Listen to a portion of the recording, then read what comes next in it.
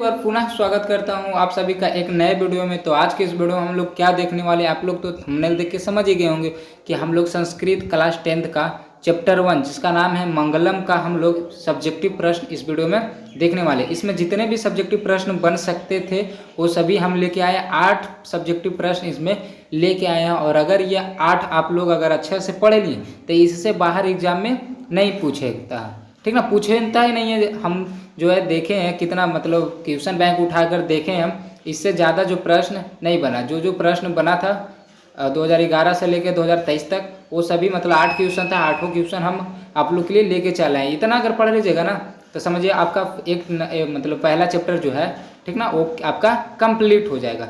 तो चलिए इसका देखते हैं हम लोग जल्दी से, टाइम ज़्यादा नहीं लेते, सब्जेक्टिव प्रश्न का है, ठीक ना। तो चलिए स्टार्ट करते हैं। देखिए पहला क्वेश्चन आप लोग तो देख ही रहे हैं। पहला क्वेश्चन क्या है कि आत्मा का स्वरूप क्या है।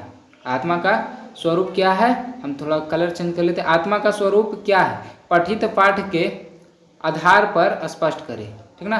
पठित पाठ के आधार पर स्पष्ट करें, यानी कि जो हम लोग पढ़े हैं मंगलम पाठ में उसके आधार पे हमको क्या बताना है कि आत्मा का स्वरूप क्या है। इसका देखिए उत्तर हो जाएगा कि कठोपनिषद में आत्मा के स्वरूप का बड़ा ही अपूर्व विश्लेषण किया गया। आत्मा मनुष्य के हृदय रूपी गुफा में अवस्थित है। आत्मा जो है कहाँ स्थित है, मनुष्य के हृदय रूपी गुफा में, यानी जहाँ हृदय है ना उसके अंदर जो है क्या है, जो आत्मा है वो गुफा में अवस्थित है, ठीक ना। यह अणु से भी सूक्ष्म है, मतलब कहने का मतलब यह अणु से भी मतलब बहुत ही छोटा है, बहुत ही छोटा, हम लोग देख नहीं सकते, इतना भी छोटा ये। तो यह अणु से भी सूक्ष्म है, यह महान से भी महान है। यह जो है बहुत महान है, महान से भी महान कह सकते। कैसे महान से महान है, देखिए ये जब तक हमारे शरीर में है तब तक हम सब कुछ कर सकते हैं, चल सकते हैं, दौड़ सकते हैं, खाना खा सकते हैं, टीवी देख सकते हैं, मार पीट कर सकते हैं, सब कुछ कर सकते हैं। लेकिन जैसे ये निकलेगा, समझ रहे हैं, फिर ये जो शरीर है एकदम बर्बाद है, इसको तुरंत जलाया जाता है या तो दफनाया जाता है। तो ये आत्मा ही है, आत्मा ही है जिसके कारण हम जीवित हैं। इसलिए जो आत्मा जो है वह महान से भी महान है, क्योंकि इसी के कारण अभी हम बोल रहे हैं। अगर ये नहीं रहता तो बोल नहीं पाते, और इसी के कारण आप लोग सुन भी रहे हैं, पढ़ भी रहे हैं। अगर ये नहीं रहता तो आप लोग भी नहीं पढ़ते। इसलिए जो आत्मा है ये महान से भी महान है। इसका रहस्य समझने वाला सत्य को अपनाता है। इसका रहस्य यानी आत्मा का जो रहस्य समझ जाता है वो सत्य को अपनाता है। सत्य कहने का मतलब कि भगवान को, सत्य कहने का मतलब परमात्मा को अपनाता है, और वह शोक रहित होकर परमात्मा को प्राप्त करता है। और वह शोक रहित कहने का मतलब टेंशन फ्री, यानी कोई दिमाग में, माइंड में नहीं कि हाँ हमको इसका 2 लाख कर्जा लिए हैं, ये चुकाना है, बहन का शादी करना है, माँ को लहंगा देना है, ये देना है, वो देना है, इस टाइप का जो है ना वो सब कुछ भूल जाता है। ये सभी उसके दिमाग में रहता ही नहीं, टेंशन फ्री, कुछ का टेंशन नहीं। इसलिए बोला जाता है कि शोक रहित होकर क्या करता है, वो परमात्मा को प्राप्त करता है। जब मनुष्य जो होता है सभी टेंशन को छोड़ के और सत्य को अपनाता है, यानी ईश्वर को प्राप्त करता है, यानी कि ईश्वर का भजन गाता है, तो वह परमात्मा को प्राप्त कर लेता है, ठीक ना। ये था पहला का उत्तर, ठीक ना। चलिए अब हम लोग दूसरा क्वेश्चन देखते हैं। दूसरा क्वेश्चन क्या है कि मंगलम पाठ के आधार पर सत्य की महत्ता पर प्रकाश डालें, ठीक ना। मंगलम पाठ के आधार पर जो है सत्य के महत्व के बारे में हमको बतलाना है। तो देखिए इसका उत्तर है, देखिए यहाँ पे कि सत्य की महत्ता का वर्णन करते हुए महर्षि वेदव्यास कहते हैं। आप लोग तो जानते ही है कि जो मंगलम पाठ के रचयिता, जिसको लेखक भी हम लोग बोल सकते हैं, कौन है, तो महर्षि वेदव्यास है। ये ऑब्जेक्टिव में भी बनेगा, आप लोग ऑब्जेक्टिव इसका क्लियर करते जाइएगा। और ऑब्जेक्टिव भी सभी का करवा चुके हैं, तभी तक वो नहीं देखे हैं तो आप लोग सर्च करके देख सकते हैं, या तो डिस्क्रिप्शन में लिंक दे देंगे, वहाँ से देख लीजिएगा, ठीक ना। सत्य की महत्ता का वर्णन करते हुए महर्षि वेदव्यास कहते हैं कि हमेशा सत्य की ही जीत होती है। हमेशा किसकी जीत होती है, सत्य की। चाहे कितनों भी झूठ बोला जाए, अंत में जीत सच की ही होती है। अंत में जीत किसकी होती है, सच की होती है। कितना भी झूठ आप लोग बोल लीजिएगा या कोई भी बोल लेगा, अंत में सत्य की ही जीत होती है। असत्य कभी भी नहीं जीतता, असत्य कभी भी नहीं जीतता। असत्य कितना ही बलवान हो, अगर एक आदमी सत्य बोल रहा है और उसके साथ जो है मतलब उसके विपरीत में अगर 1000 आदमी जो झूठ बोल रहा है उसको फंसाने के लिए, फिर भी जो है वो एक आदमी है वो जीतेगा। भले ही टाइम लगेगा, हाँ टाइम लगेगा, लेकिन जीतेगा। जो एक आदमी सत्य है बोल रहा है वही जीतेगा। वो जो 1000 आदमी जो झूठ बोल रहा है ना वो नहीं जीतेगा, ठीक ना। सत्य से ही देवलोक का रास्ता प्रशस्त है। सत्य को अगर अपना लेंगे तो आप देवलोक पहुँचने का रास्ता भी पा लेंगे, ठीक ना, प्रशस्त है। मोक्ष प्राप्त करने वाले ऋषि लोग सत्य को प्राप्त करने के लिए ही देवलोक जाते हैं। मोक्ष प्राप्त करने का मतलब कि वो परमात्मा को प्राप्त करने के लिए, परमात्मा को प्राप्त करने के लिए ही वो जो है सत्य को प्राप्त करते हैं। और सत्य को प्राप्त करने के लिए कहाँ जाते हैं? देवलोक जाते हैं, क्योंकि देवलोक जो है सत्य का खजाना है। देवलोक जो है क्या है? सत्य का खजाना है। देखिए यहाँ पे लिखा हुआ है क्योंकि देवलोक सत्य का खजाना है, ठीक ना। ये है देखिए दूसरा का उत्तर। तो आशा करते हैं आप लोग को समझ में आ रहा होगा, और इस तरह से आप लोग इसको 2-3 बार पढ़ लीजिएगा। पहले तो कॉपी में इसको नोट कर लीजिएगा बहुत अच्छे से, जैसे आप लोग को हम लिख के दिए। देखिए कितना सुंदर राइटिंग में आप लोग को लिख के दिए हैं, इसी तरह से आप लोग कॉपी में नोट कर लीजिएगा। और इसी तरह का सभी सब्जेक्ट का वीडियो बना हुआ है, ठीक ना। ये संस्कृत का ऑल चैप्टर का जो है वीडियो बना हुआ है, आपको डिस्क्रिप्शन में मिल जाएगा। और अगर डिस्क्रिप्शन में नहीं मिला आपको तो फिर आप चैनल पे जाके खोज सकते हैं। चलिए देखिए तीसरा नंबर क्वेश्चन है क्या कि सत्य का मुख किस पात्र से ढका है। तो आप लोग जब मंगलम पाठ पढ़ रहे होंगे तो वहाँ पे आप लोगों को बताया गया होगा कि जो सत्य का मुख है ना वो सोने जैसा पात्र से ढका हुआ। कहने का मतलब हिरण्यमेन पात्र से ढका हुआ। किससे ढका हुआ?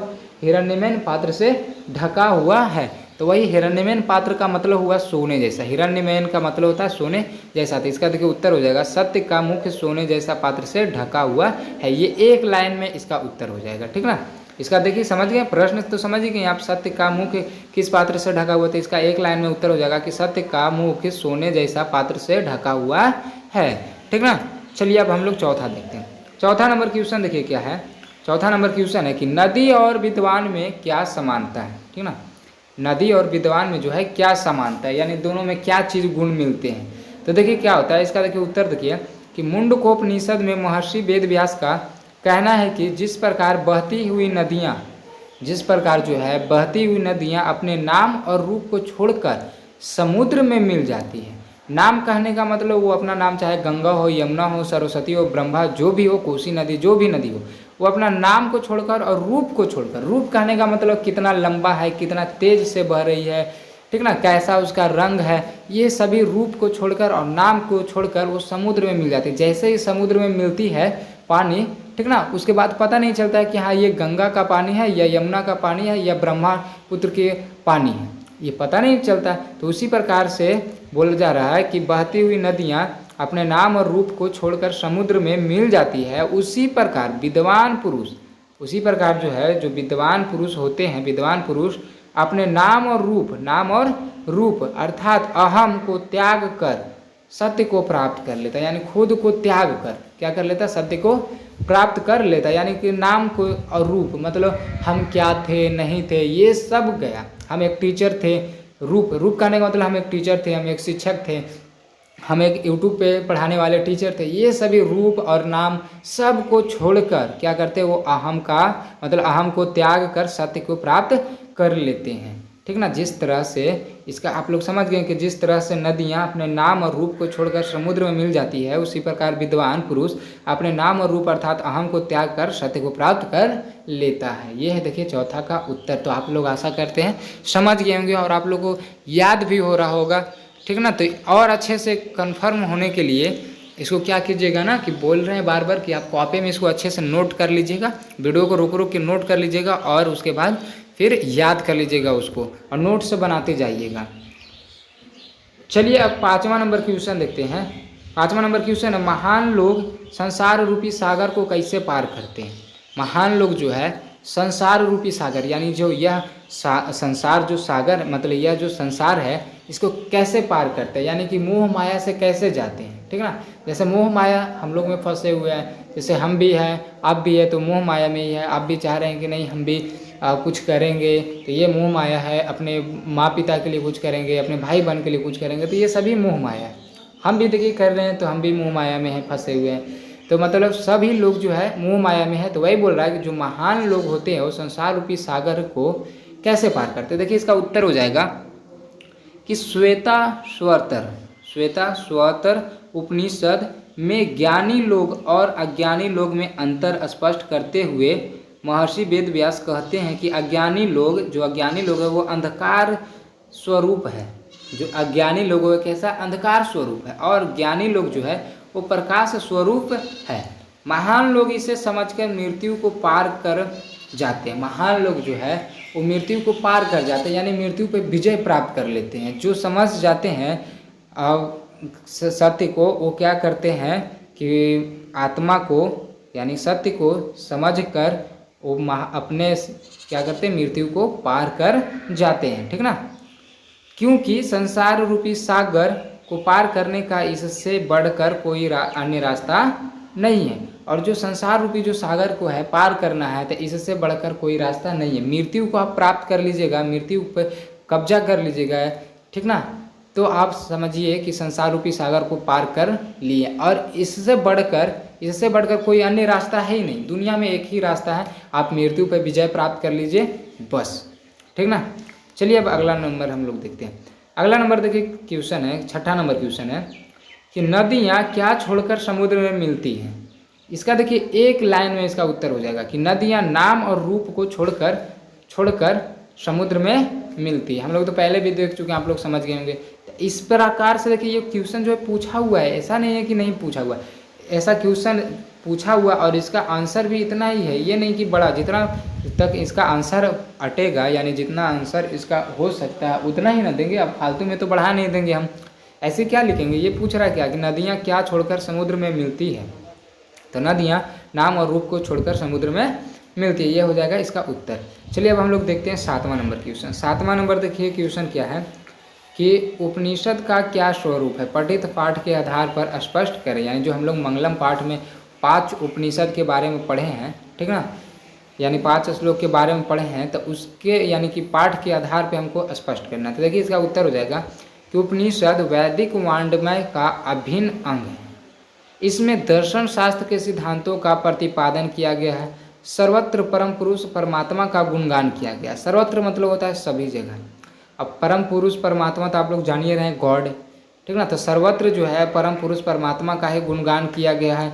परमात्मा के द्वारा ही यह संसार व्याप्त और अनुशासित है। परमात्मा के द्वारा ही यह जो संसार है वो चल रहा है।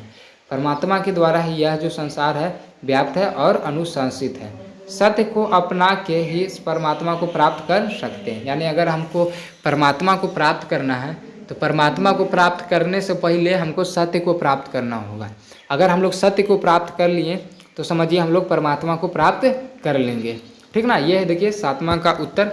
चलिए अब हम लोग 8वां नंबर क्वेश्चन और लास्ट नंबर क्वेश्चन देखते हैं। और आप लोग हाँ इसका PDF अगर लेना चाहते हैं तो आप लोग हमारे टेलीग्राम से, बाल स्टडी टेलीग्राम है, आप लोग जाके सर्च कर सकते हैं, या तो उसका लिंक हम जो है डिस्क्रिप्शन में दे देंगे, वहाँ से भी आप उसमें ऐड हो जाइएगा और उसमें हम ये इसका PDF डाल देंगे। ठीक ना, आप लोग ऐड होके इसको मांग लीजिएगा। या तो देखिए एक हम मोबाइल नंबर देते हैं, इस पर आप मैसेज कीजिएगा, हम भेज देंगे। देखिए 73 है 73 22 84, देखिए ना स्क्रीन काम नहीं कर रहा है, 73 22 84 76 76 28। देखिए हम बोल दे रहे हैं, आप लोग लिख लीजिएगा। ये देखिए 73 22 84 76 28, ये देखिए 8 है। इस पर आप लोग मैसेज कर दीजिएगा, हाई करिएगा, कॉल नहीं करिएगा, ठीक ना, क्योंकि बहुत परेशानी हो जाता है। बहुत जो स्टूडेंट है वो कॉल करते रहते हैं तो हम भी परेशान हो जाते हैं। चलिए 8वां नंबर क्वेश्चन देखते हैं। 8वां नंबर क्वेश्चन क्या है कि विद्वान पुरुष सत्य को किस प्रकार प्राप्त करता है। जो विद्वान पुरुष है वो सत्य को किस प्रकार प्राप्त करता है। देखिए सब घुमावल फिरावल है क्वेश्चन, मतलब समझिए तो सब एक ही टाइप है, लेकिन क्वेश्चन जो है घुमा घुमा के पूछा गया।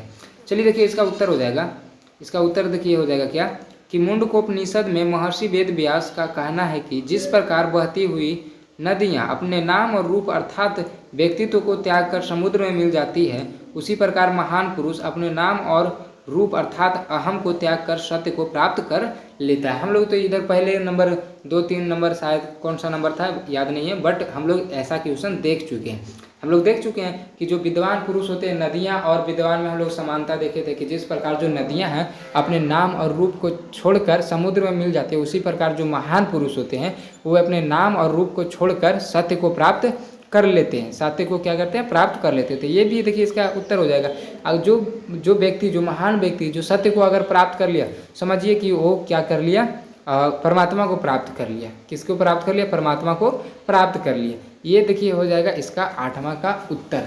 तो आप लोग को वीडियो कैसा लगा ये कमेंट में आप लोग ज़रूर बताइएगा, और चैनल को अभी तक सब्सक्राइब नहीं किए तो चैनल को सब्सक्राइब कर लीजिएगा ताकि इसी तरह का जब हम वीडियो डालें तो आपके पास नोटिफिकेशन पहुंचते रहें। और वीडियो को लाइक नहीं किए तो वीडियो को लाइक कर लीजिएगा और दोस्तों के पास शेयर करना ना भूलिएगा, ताकि उसको भी थोड़ा सा हेल्प हो जाए। बहुत अच्छा है, जैसे आपका साथी अगर ज़्यादा अधिक नंबर लाएगा, ठीक ना, तो क्या होगा, आपका भी नाम होगा कि नहीं मेरा दोस्त, जो आप भी बताइएगा कि मेरा दोस्त इतना नंबर लाया, तो आपके एक शेयर से उसका भी थोड़ा सा लाइफ चेंज हो सकता है। इसलिए शेयर करना नहीं भूलिएगा, ठीक है। तब तक के लिए जय हिंद, जय भारत।